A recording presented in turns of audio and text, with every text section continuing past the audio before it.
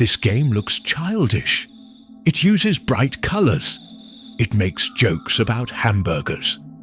And somehow, it understands fear, loneliness, and growing up better than almost any RPG ever made. This is EarthBound.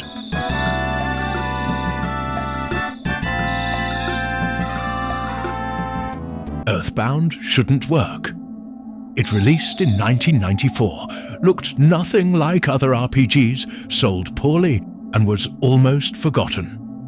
And yet today, it's remembered as one of the most emotionally honest games ever created. Not because of graphics, not because of combat, but because of how it makes you feel.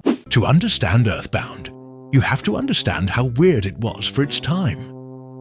In the 90s, RPGs were about knights, dragons, kings, and castles. EarthBound said, what if you're just a kid? No swords, no armor. Your weapon? A baseball bat. Your healing items? Hamburgers, cookies, pizza, delivered by phone enemies aren't demons. They're street signs, cult members, and angry mailboxes. And that wasn't a joke. That was the point. EarthBound takes place in Eagleland, a twisted mirror of modern America. And the NPCs don't exist to guide you. They exist to be human. People say strange things, useless things, sometimes cruel things. Some are kind, some are scared, some are completely wrong. This doesn't feel like a fantasy world. It feels like walking through a town where something is off. And the game never explains that feeling.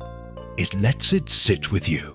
EarthBound balances humor and dread in a way no other RPG dares to. One moment you're laughing at a joke. The next, the music changes, the screen darkens, and you realize something is very wrong. The game doesn't rely on jump scares. It relies on unease, like being a kid and knowing something's wrong, but not being able to explain why.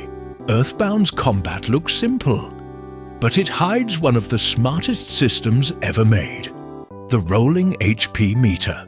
When you take damage, your health doesn't drop instantly. It rolls down, meaning if you act fast, you can survive attacks that should kill you. It's tense, it's stressful, and it mirrors panic. Just like real life, you're scrambling to fix things before it's too late. Ness doesn't talk. He doesn't make speeches. He just keeps walking through towns, through darkness, through fear. He gets homesick. He misses his mom. You literally have to call home to heal that feeling. EarthBound understands something most games don't. Being brave doesn't mean you're not scared. It means you keep going anyway. EarthBound's music isn't epic. It's not heroic, it's uncomfortable nostalgic. Sometimes disturbing tracks repeat. Melodies feel unfinished, like memories you can't quite place. And when the game gets quiet, that's when it hits hardest. EarthBound failed commercially. The marketing didn't understand it. The audience didn't know what to do with it. But the people who did connect with it never forgot it. Because EarthBound doesn't try to impress you. It just asks, do you remember what it felt like to be a kid? And then, EarthBound stops being funny. It gets darker, stranger, and it leads to one of the most unsettling final acts in gaming history. That's where EarthBound becomes something else entirely. And that's what we're talking about next. This game looks childish. It sounds weird. And yet people call it one of the greatest games ever made. So, the question is EarthBound actually a masterpiece?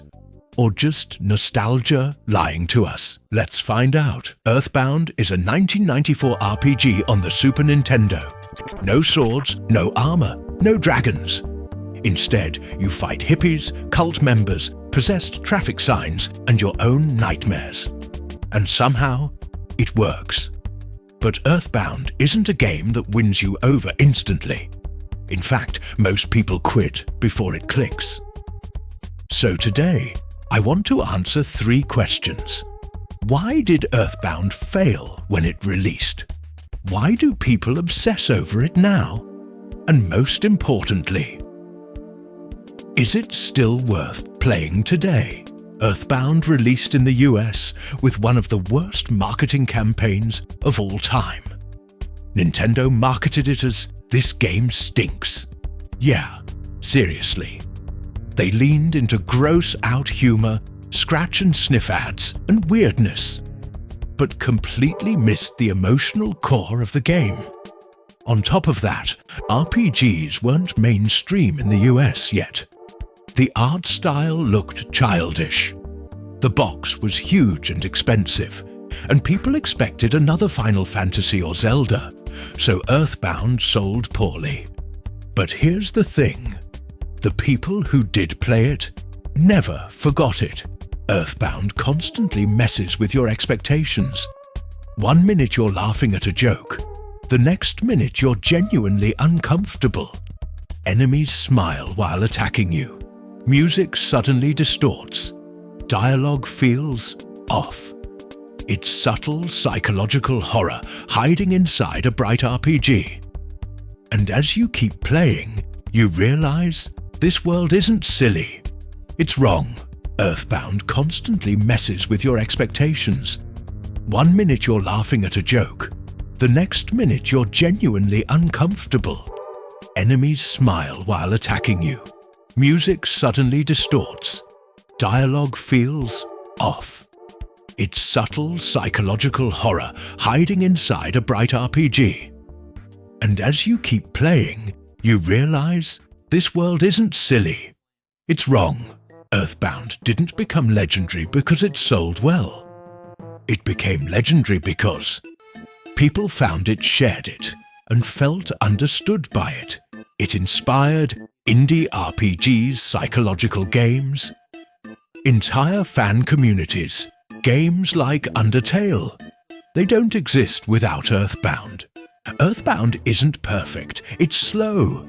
It's weird. And sometimes it doesn't explain itself at all. But that's kind of the point.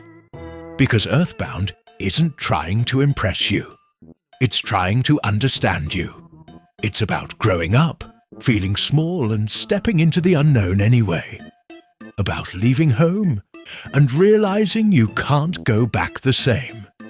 And if this game meant something to you, or if this was your first time hearing about it, I hope you give it a chance, because some games are fun, some are impressive, and a few stay with you long after the screen goes dark. Thanks for watching.